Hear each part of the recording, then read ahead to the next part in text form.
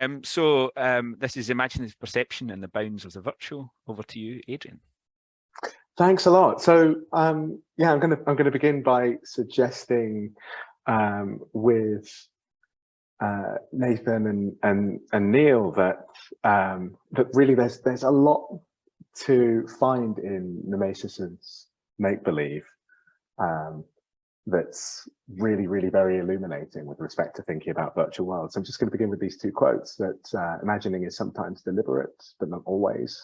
Often we just find ourselves imagining certain things like breathing. Imagination can be deliberate or spontaneous.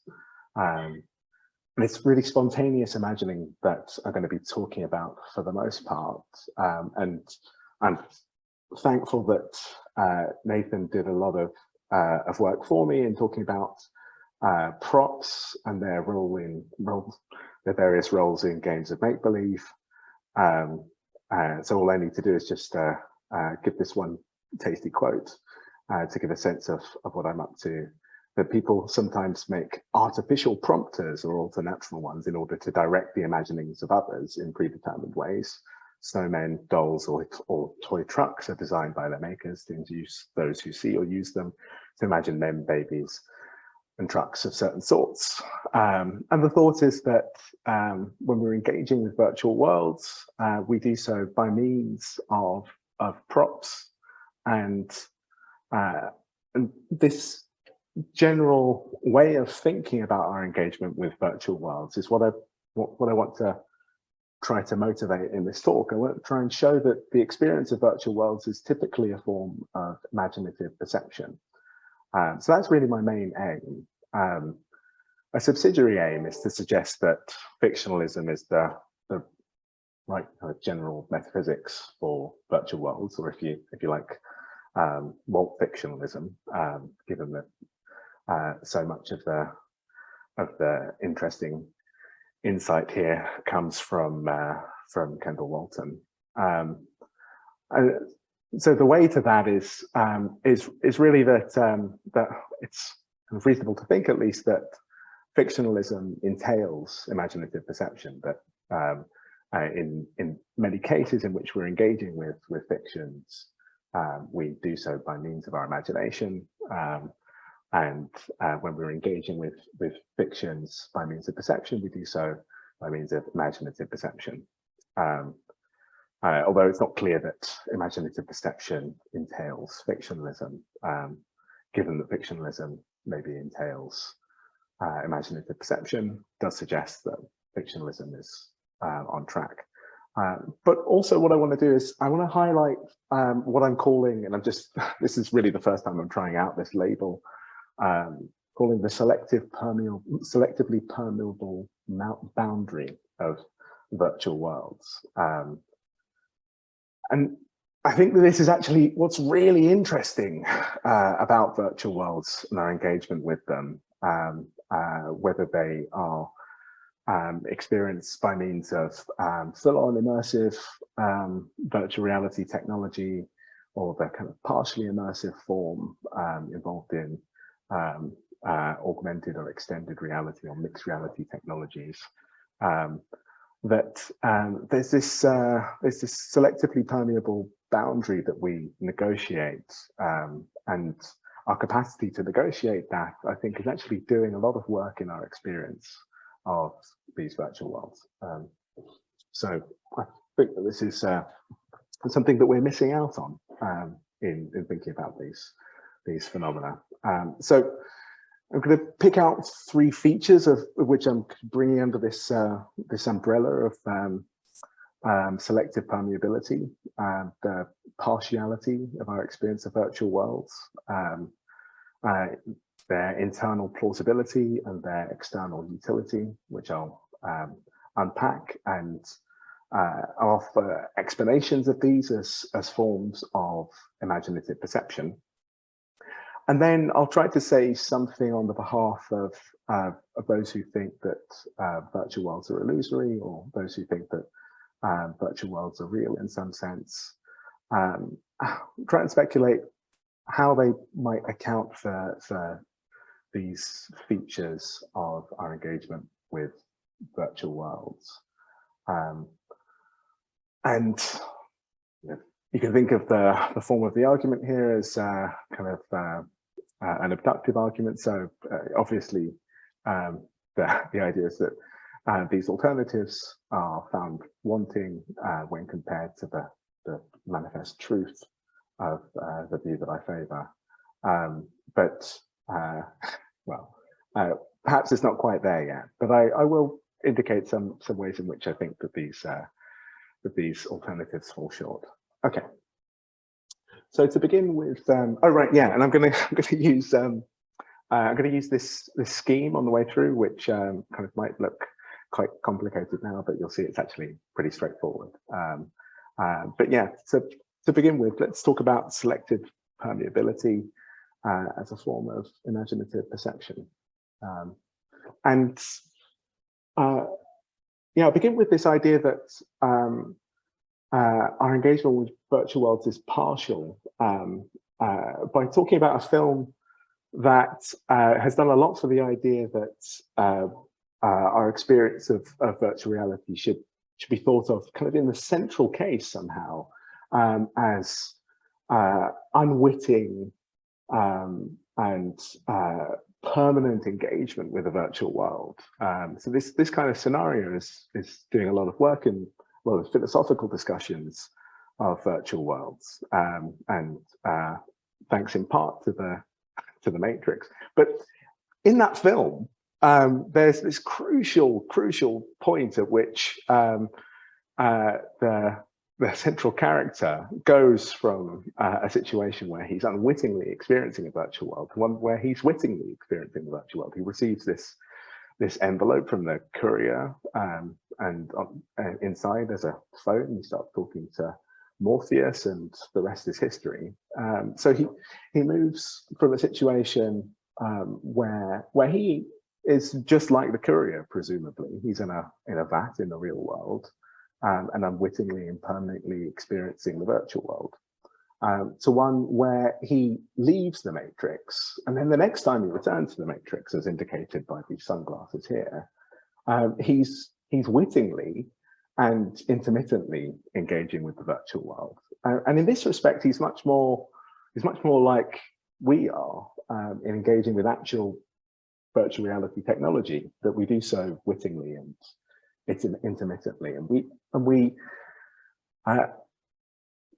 somehow, nevertheless, seem to have a pretty high quality experience.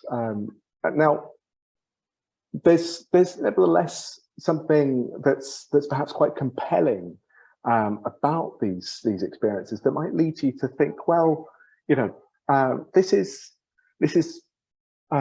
nevertheless best described as an illusion, despite the fact that it's in some sense witting.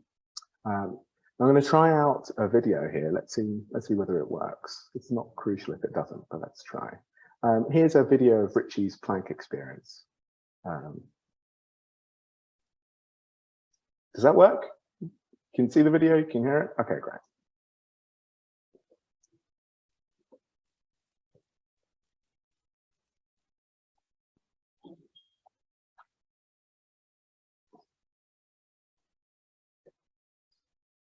I don't know if you can still hear me, but the music goes through a tonal shift, a kind of genre shift that really kind of indicates how you're supposed to feel. Yeah.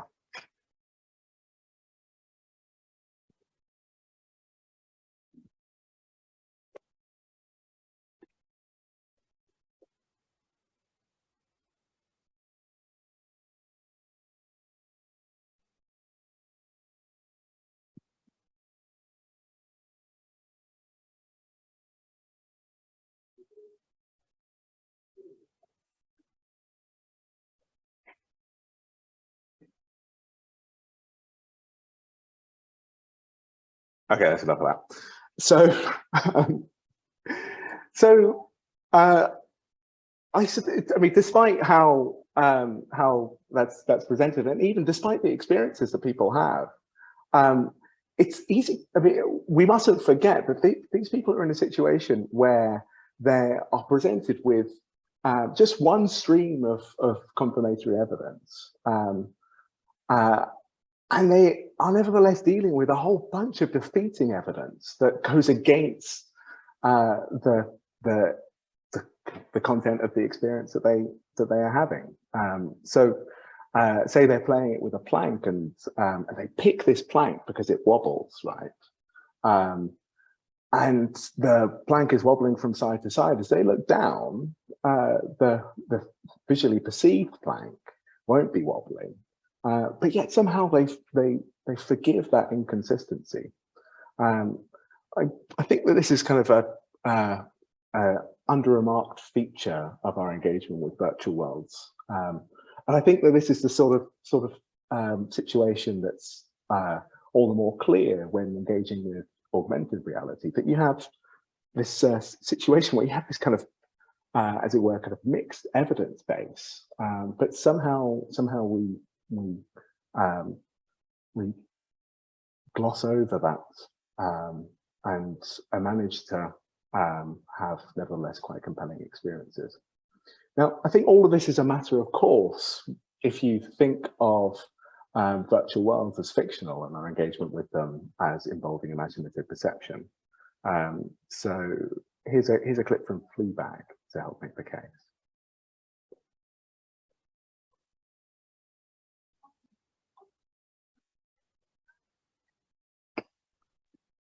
We're not getting the sound here, Adrian, so we might not be following it. Sorry. Oh, right, no, that's fine. Okay, so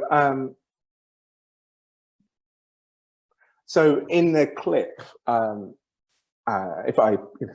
if the sound had worked, and I asked you, hey, what happened here? You might have said, yeah, she clearly snubbed her. I mean, these two people were coming to visit someone that they know, they have a gift, they have a kind of a token of their feelings, they have clear intentions that are blocked by this person.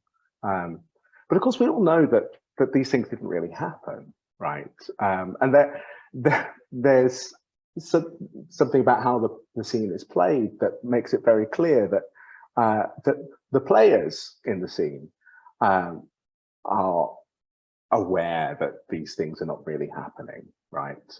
There's an aside that Phoebe Waller-Bridge makes that happens throughout the series, and what they're doing there is they're playing with the fact that we can quarantine our beliefs about the fact that what we're perceiving is not real from our imaginings that relate to the fiction as our believings relate to the actual world. So there's something that's really quite peculiar about imaginings, that they can have this kind of inconsistent content with other cognitive states, and that we can happily move between situations where we're thinking about an imagined world and thinking about the real world, and be not in any way moved by the inconsistency between our thoughts. And this, in some ways, ties to the kind of minimally voluntary aspect of imagining, that when you encounter a situation such as this, where people are playing a game of make-believe, you might kind of spontaneously come to imagine that these two people, these two little people, are sailing on the high seas. And if you do so, well, you have in a sense the choice whether to accept that or stop this nonsense, right? And Walton indicates this by proposing a general rule, right? That when spontaneously imagining, you might then engage with a full-blown imaginative project by merely following this basic rule, right? That the imaginer simply accepts that the imaginings he finds himself engaged in are proper and appropriate. And once you do so, then you're bringing into line all of this cognitive machinery that allows you to quarantine your imaginings from your believings, and allows you to forgive these sorts of inconsistencies. And this is all in the course of your witting engagement with the fiction. So I think this offers a nice explanation of partiality, that we experience virtual worlds wittingly, intermittently, and are able to ignore defeating evidence. But we do so by means of employing imaginings, which are typically quarantined from countervailing beliefs and are subject to acceptance. Okay, so now on to what I'm calling internal plausibility. And here I'm drawing on some work on the psychology of virtual reality. That's is a theme that kind of runs throughout the literature, but in various forms that people kind of use the term fidelity or authenticity or reality judgment, stimulus fidelity, perceived realism. I think the term plausibility is a good one, because it allows us to characterize a relation between objects and events that can be thought of in terms of how things occur in the real world, or it could be thought of in terms of how things occur within the virtual environment. And plausibility is, according to Mel Slater and Rick Skarbez and many others, a really key feature of high quality experience of virtual worlds. And they try to specify this in the following sense: that a plausible circumstance is a state of affairs in a virtual scenario that is self-evident given prior knowledge. This knowledge can come from the real world or from within the virtual environment. This is generally characterized in terms of expectations that are set by your engagement with either the real world or with the virtual environment, that characterize the way in which you experience events in that world. And interestingly, it's treated in a manner that suggests that it may well be a form of cognitive penetration. And you can kind of set up roughly a kind of cognitive penetration type scenario, looking at Ritchie's plank experience. So normally when playing Ritchie's plank experience, you go up an elevator and then you look down and you'll have this vertiginous experience. But you can imagine a situation where someone is perceiving the very same scene, but their expectations are set differently because they have flown to this very spot and have very different expectations about what would happen were they to fall over the edge. Now, I think that when you think of plausibility in terms of the internal coherence of a virtual world, the sorts of expectations that we have for our engagement with that world, then the ways in which the sorts of displays that we engage with, the ways in which we mark up virtual worlds and virtual objects, and the ways in which they can be overlaid with the physical world in imagined AR setups, such as this one from David's book. It stands to reason that we don't employ the very same sorts of expectations that we would have in engaging with the physical world, because we have somehow a means by which we can set our expectations appropriately for the virtual context. And this is actually kind of, in a way, one of the main benefits of engaging with virtual worlds, that we can engage with a perhaps fantastical alien environment, perhaps with a body that's far from human, perhaps with a very strange body that is just a bunch of scattered hands, that will allow us to act much more efficiently in a virtual environment than we would be able to with our physical body. Now, again, I think this is a matter of course if you think of the way in which we engage with virtual worlds as structured by our imaginings, as structured by as a form of imaginative perception. That when you engage with a fiction, you don't simply except that the most obvious thing to be imagined right in front of you is what's to be imagined. You place it in the context of an imaginative project, a set of constraining relationships about what's plausible within the imagined scenario. So Walton suggests another rule that he calls supplementation, that as he puts it, the body of propositions, fictional and the imagining, is to be filled out in certain natural or obvious ways, preserving the coherence of the whole. But the thought is that it just takes a few fictions to generate a whole fictional world, and to generate an imaginative project that is aimed at that fictional world. And so there are things that it's plausible would occur within the fiction. There are things that you would plausibly imagine occurring, and there are things that you wouldn't.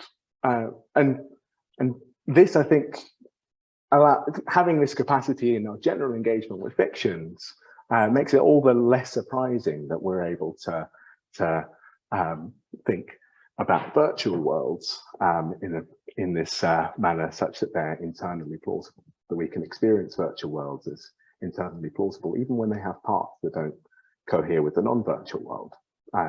This, I suggest, is because imaginings that we are generating in our encounters with these virtual worlds are integrated with imaginative projects and subject to something like Walton's supplementation rule.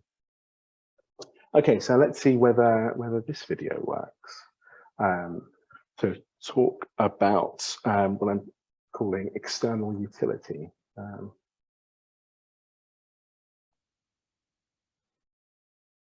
Okay, wait, did that work? The video's fine, we're not getting the sound still. I think there's like a separate setting for sharing sound. I've never mastered it.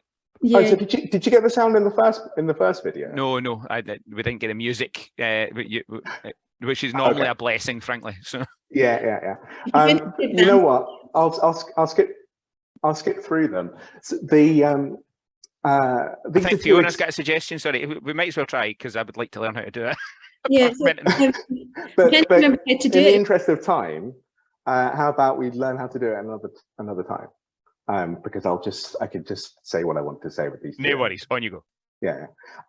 So if you look at a lot of the uses that are being made of virtual reality technology, especially in the past couple of years for obvious reasons, there's a lot of use being made of their possible the possibilities that they bring for collaboration and learning. Collaboration especially with respect to design. So here we have a model of a building that a team might be working on, and here we have a mock-up of the sort of position that you ought to get someone's knee into when performing a knee surgery in a medical VR the name of which I forget. The top one is called The Wild. So in both cases, what we have are objects and events for which it's very, very important that their plausibility is with respect to the external world, right? It's really important that they have a structure that maps onto the external world in the right way for your plans to be successful, or in the right way for you to learn the things that you need to learn in order to perform the actions that you want to perform when you are in the situation of performing surgery on someone's actual knee. So I think that this is, again, a matter of course, if you think of our engagement with virtual worlds as involving imagination, that we can employ scale models to think about the world as it is, or the world as it could be, and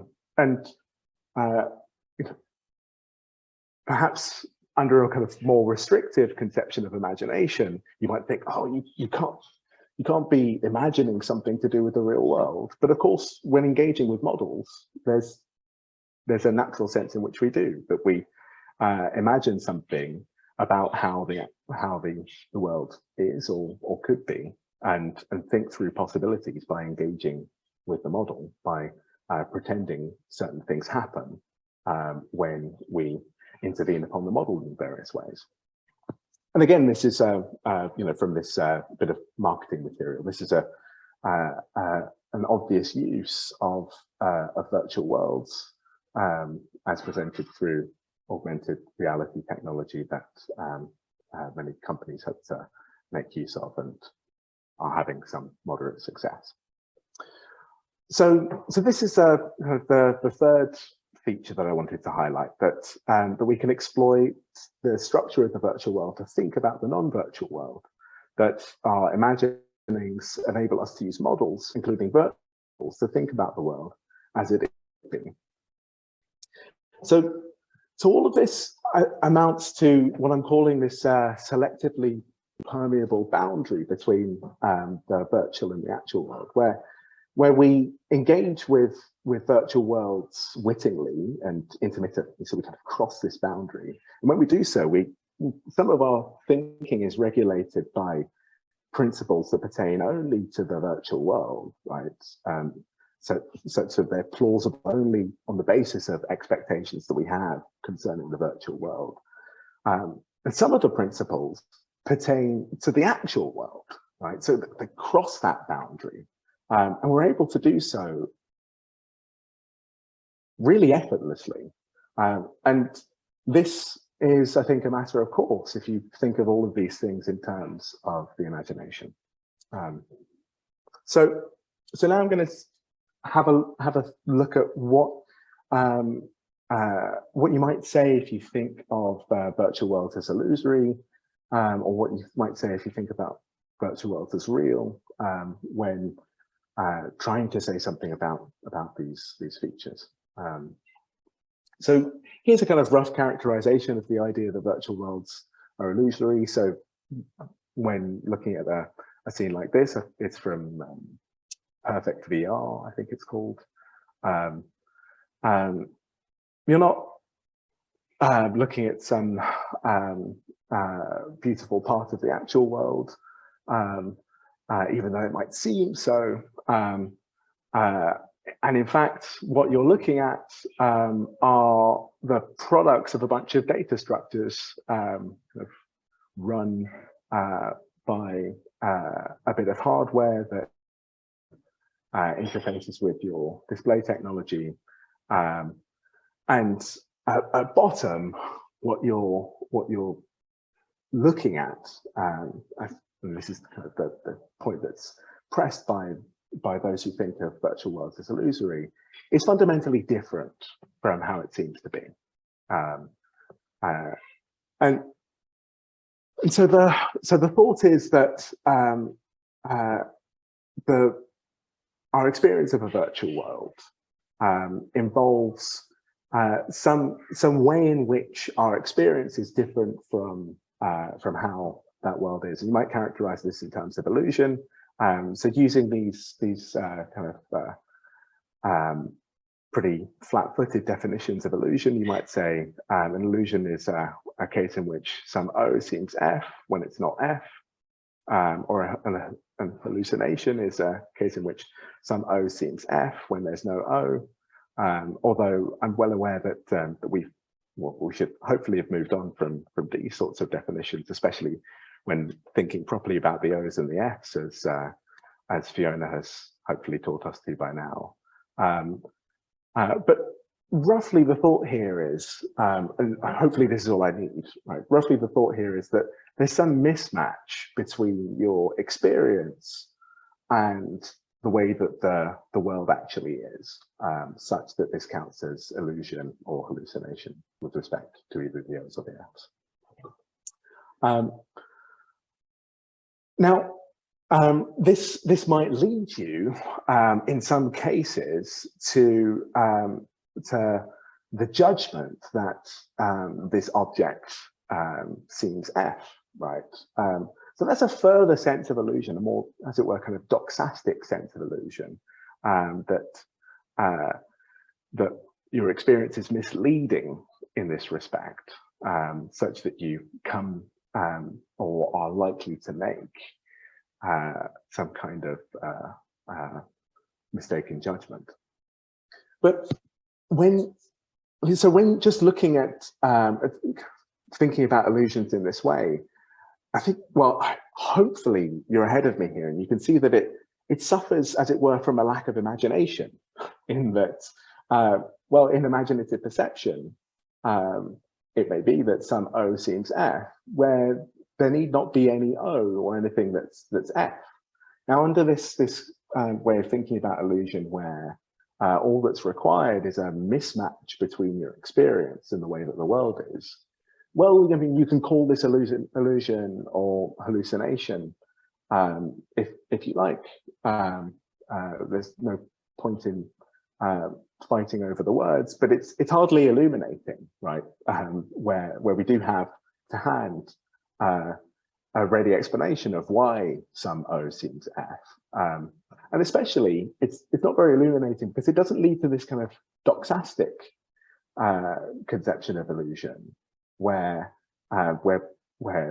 it seems right to say that we would be inclined to hold this sort of mistaken belief, to make this false judgment in a case in which we're imaginatively perceiving something. So I just wanted to bring that out, because I think that when looking at illusionism, in this kind of rough and ready sense in which I presented it, on selective permeability, I think just the fact that there's no sense in which users are typically inclined to make a mistake makes the idea that virtual worlds are illusory less compelling. And you know, again, with respect to internal plausibility, we can experience virtual worlds as internally plausible, even when they have parts that don't cohere with the non-virtual world.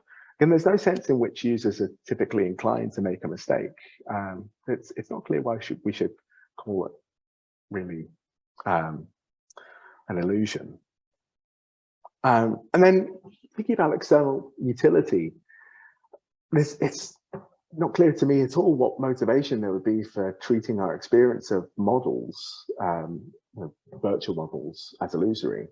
We compare use of non-virtual models to say that we experience them as different than as in some respect as a different object, or as having different properties than they actually have.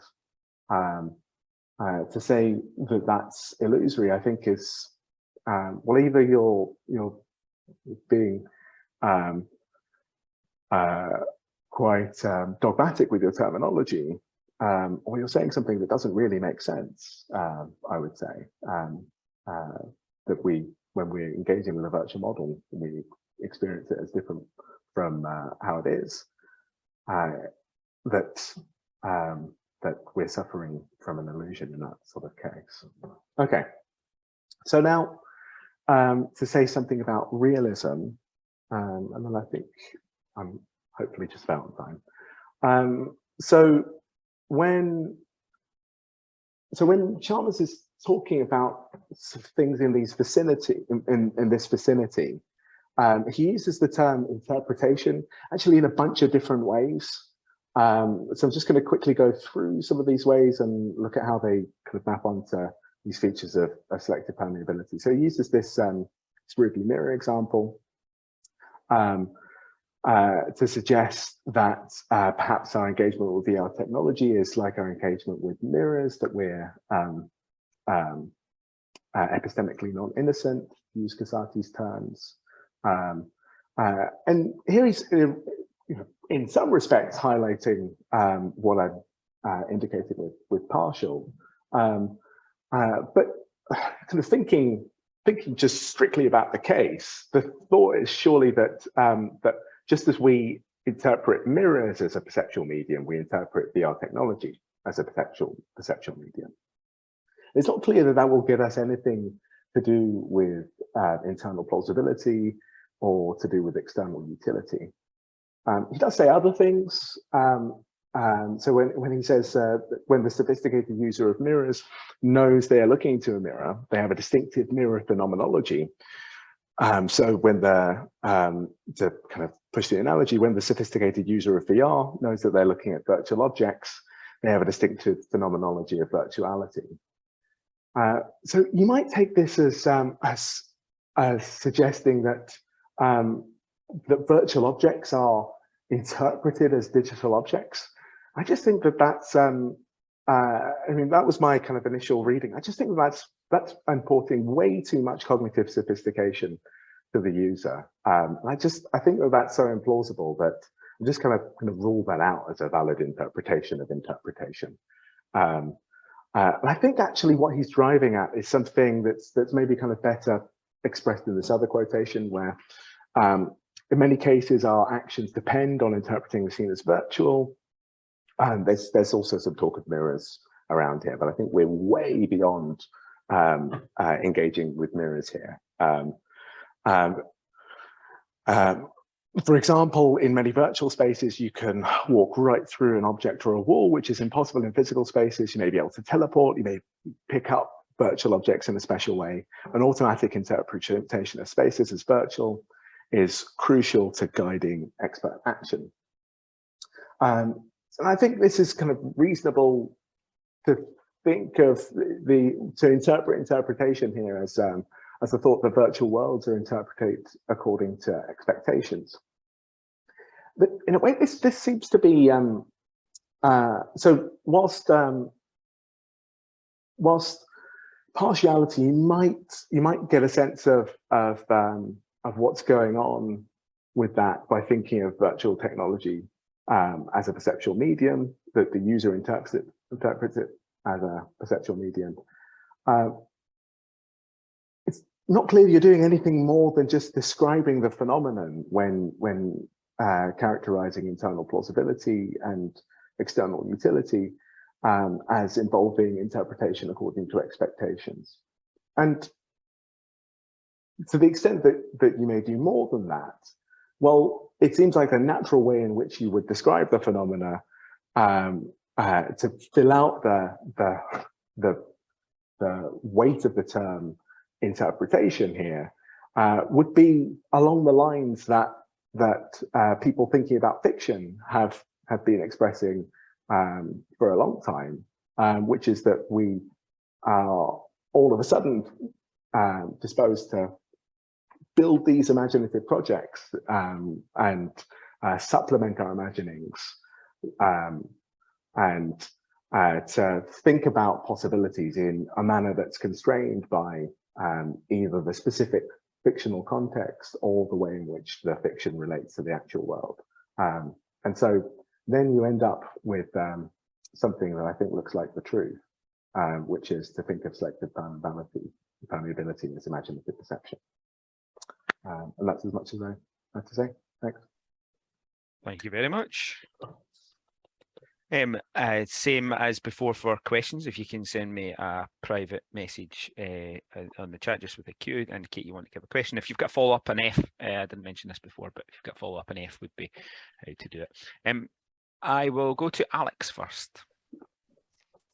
Brilliant, thanks very much, Adrian. I really like that. So my question was just about, okay, so I'm kind of sold that maybe there might be some imagination involved in engagement with VR and AR, but does it necessarily have to be involved in the perception? I wasn't quite seeing where it's involved in the perception here. So if you could just, pull that out. Thanks. Right, yeah, thank you. So the thought is that that when we're perceiving a virtual object or a virtual event, and we perceive it as being something different than the prop that it actually is, right? that we explain that in terms of the imagined content, actually being a part of the content of the experience. Now, you can think of this as a form of cognitive penetration, which funnily enough, I think is actually a pretty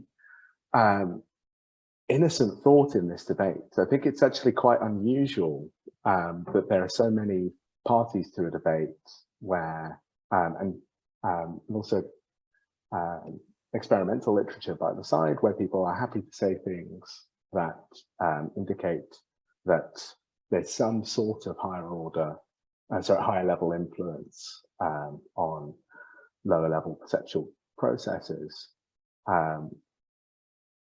But it doesn't really matter how early that influence is. It could be quite late. All that's required is that the imagined content is a part of the content of the experience. So Walton again says some things about our experience of depicted objects being by means of imaginative perception. And so sometimes people think that what he's suggesting is that we're imagining experience as being different than it is. But I don't think that we need to buy that. All that's required is that the imagined content is a part of the content of the experience. Super, thank you. I'm going to insert myself here. I had the question. Well, I thought I was going to have a question and I couldn't quite trace where it ended up. So this is how I'll phrase it. I was worried about how we would expect people with aphantasia to engage with VR if we're thinking that a significant proportion of what's going on is about imagination, the perceptual. So you didn't quite say visual imagination, but I'm hearing it in there, whether you say it or not. So now folk with aphantasia, would that lead us to make some empirical predictions from what you're saying? Would what you're saying lead us to make some empirical predictions about a difference in the experience of VR from those with and without aphantasia? I think that's the right way to ask it. Well, so I mean, just to say something just in general about individual differences, I think there are individual differences in our experience of VR. And if something like this approach is right, that would be to be expected. But what I guess I haven't made that clear is that the form of imagination is really a very propositional form of imagination. So the individual differences wouldn't be to do with the deployment of mental imagery per se, but to do with, although that could be involved, but to do with, as it were, inclinations to follow these rules, such as acceptance and supplementation, to engage in the imaginative projects that are suggested by the props. But I think there are individual differences in that respect. Undoubtedly individual differences, but I think you're saying this right. I mean, if the content of your claim is one about propositional stuff, then the visual imagination stuff doesn't bite. I will say this though, I don't think it would be a bad thing if you made certain predictions about how different it might be for people with aphantasia. I have a tiny sample of one person who had a very, very strong reaction to VR, and they themselves put it down to having aphantasia, and they said they found certain bits of it just completely overwhelming to their senses. They weren't the only person, so I mean, it's hardly anything to base something on, but it at least prompts the idea maybe there would be significant differences. Be no bad thing at all. Okay, to Nathan then, you've got a question. Oh, sorry, finger from Fiona first, of course. Thanks, Neil. Just to say, people with aphantasia, we know that they can't voluntarily do perceptual imagining, but there's some evidence that a lot of them have spontaneous imagination, which would be the sort that you might think, or spontaneous sensory imagination of the sort which you would think is probably kicking in here, if indeed it is.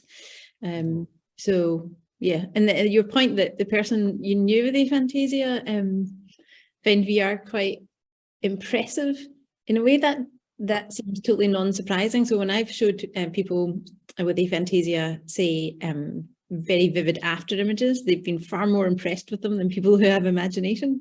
So I could understand why they might be similarly impressed.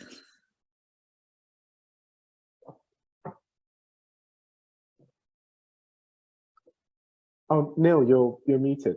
I think this Sorry. conversation. Yeah. I was just going to say that the person had a very extreme, even by the hundreds of people I've done demos with, they were right at the end of extreme reactions. So not just impressed, but like bowled over to the point that they couldn't tolerate it. It's really quite interesting. Anyway, there, maybe just an outlier. Can we do yours quickly, Nathan? Yeah, go real fast. So thanks for that. That was great. I'm wondering about the kind of case that you've got for partiality and internal plausibility, in particular about acceptance and supplementation. Because I think both of those are problematic when we start thinking about interactive fictions. I think acceptance fails when we think about interactive fictions because what we want users to do is to change stuff. And the same thing with supplementation. I think what we want users or players to do with interactive fictions is to not just kind of take the facts as they actually are, but to like go nuts and modify things. Does that make sense?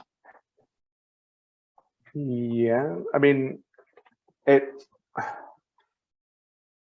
well, okay, so here's, I was saying, yeah, but actually in a way it doesn't make sense to me. So let me say why. I mean, in engaging, right, with the virtual worlds, they are, insofar as they're doing that, already following acceptance.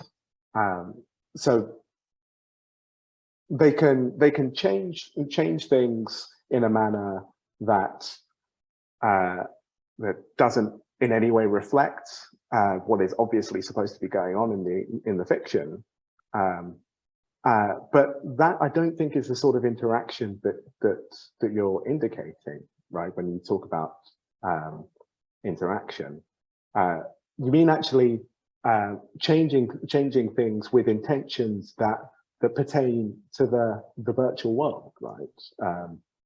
And doing so in a manner that's constrained by how things are supposed to be in that world. So there, I think you're already subject to acceptance and supplementation. So it's a precondition for the sort of pretense involved. So yeah. Yeah, cool. I think that makes sense. Yeah, thanks. Okay, time then to thank Adrian again. Thank you very much.